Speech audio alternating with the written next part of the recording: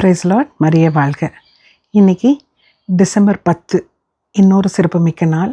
ஏன்னா அவர் lady of லொரேத்தோ அம்மாவுடைய திருக்காட்சியின் திருநாள். நம்ம லொரேத்தோன்னா நிறைய பேர் லொரேட்டான்னு பேர் வச்சுருப்பாங்க. இப்போ கூட சமீபமாக எனக்கு ஒருத்தவங்க புது ஃபேமிலி ஃப்ரெண்டானாங்க. அவங்க பேர் கூட லொரேன். அப்போ அவங்க கேட்டாங்க, மை நேம் இஸ் வெரி பெக்யூலியர்னாங்க. நான் சொன்னேன், I know Lorraine because I been to லொரேட்டானாரு, பார்த்துருக்கேன், எனக்கு தெரியும் லொரேட்டா ரொம்ப ஃபேமஸ் அப்படின்னு சொல்லி அவங்கக்கிட்ட சொன்னேன். ஸோ நிறைய பேர் லொரேன் அப்படின்னு பேர் வைக்க மாட்டாங்க, லொரேட்டான்லாம்.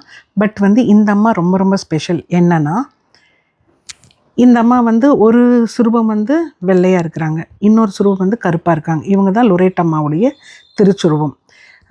ஏன் வெள்ளையாக இருக்கிறவங்க கருப்பாக இருக்காங்கன்னா, நிறைய கேண்டில் ஏற்றி இருந்தனால அந்த சுரூபம் பல நூற்றாண்டுகளாக இருக்கும்போது அது அப்படியே கருப்பு நிறமாக மாறிடுச்சு. இன்னொன்று என்னென்னா, அன்னையை பொறுத்த வரைக்கும் நிறம் ஒரு பொருட்டல்லங்கிறது இன்னொரு சைன். அதாவது வெள்ளையாக இருக்கிறவங்களுக்கு தான் நான் இது பண்ணுவேன், கருப்பாக இருக்கிறவங்களுக்கு கிடையாதுன்னு இன்னொரு அடையாளத்துக்காகவும் ஒரு சைனாவன் கூட நம்ம சர்ச்சில் சில டீச்சிங் சொல்லுது.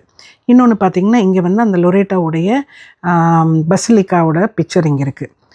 இங்கே ஒரு அழகான ஒரு வீடு, ஒரு ஓட்டு வீடு இருக்குது. அது மேலே மாதா ஒரு குழந்தையோட உட்காந்துருக்க மாதிரி இருக்குது. இங்கேயும் நிறையா அந்த வீடுகளோட ஃபோட்டோஸ் எல்லாம் இருக்குது.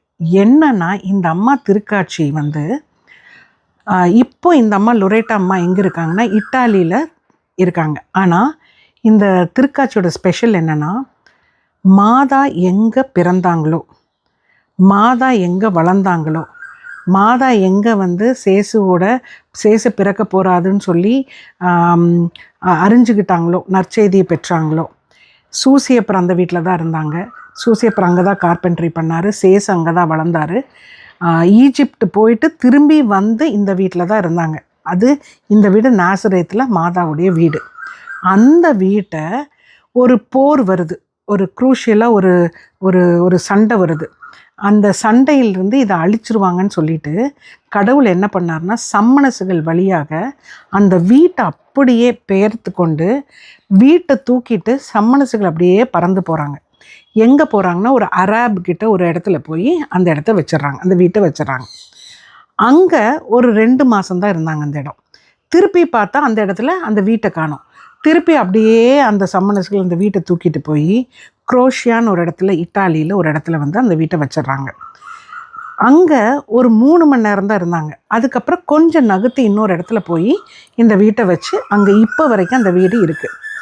அதாவது ஒரு ஒரு ஒரு சண்டை வரப்போகுது, அந்த வீட்டுக்கு ஒரு டேமேஜ் ஆக போகுதுங்கிறதுக்கு தெரிஞ்சு இறைவன் என்ன பண்ணார், அந்த வீட்டை அப்படியே தூக்கிட்டு இப்போவும் இத்தாலியில் வச்சுருக்காங்க. இந்த வீட்டை சுற்றி தான் ஒரு பெரிய பசிலிக்கா கட்டியிருக்காங்க. அதுதான் லொரேட்டா பசிலிக்கான்னு சொல்லுவாங்க.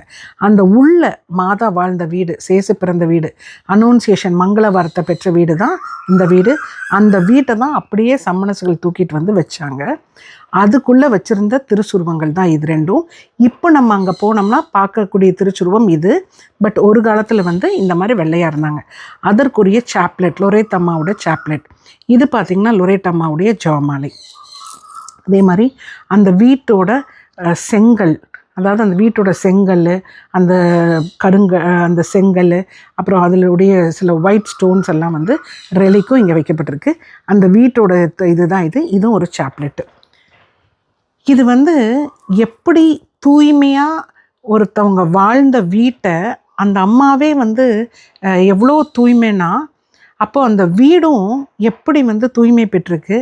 அது இன்றைக்கும் அங்கே போய் இருக்குன்னா கடவுள் எவ்வளோ பெரிய காரியத்தையும் செய்ய வல்லவர்னு நம்மளுக்கு காமிக்கிறாங்க. இன்னொன்று, எங்கேயாவது ஃபவுண்டேஷன் இல்லாமல் ஏதாவது ஒரு வீடு இருக்க முடியுமா?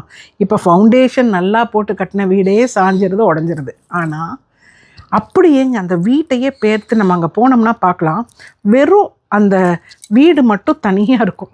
எப்படி அது சாத்தியம்? கடவுள்னால எல்லாமே சாத்தியப்படுங்க. அந்த அம்மாவுடைய திருநாளில் தான் நம்ம இருக்கிறோம். ஸோ இவங்களும் சாத்தியமற்ற காரியங்களை நடத்தி வைப்பவங்க தான் இவங்க.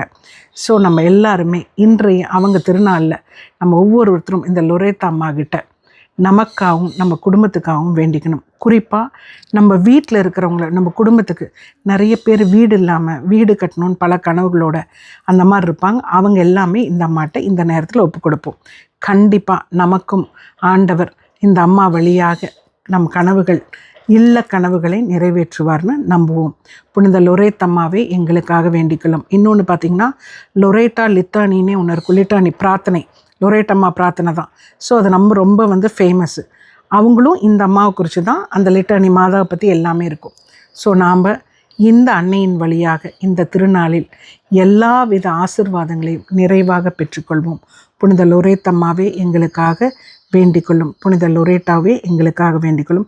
Saint Loretta, please pray for us and intercede for us. Amen. Praise the Lord. மரியே வாழ்க. God bless you all. Mama loves you all.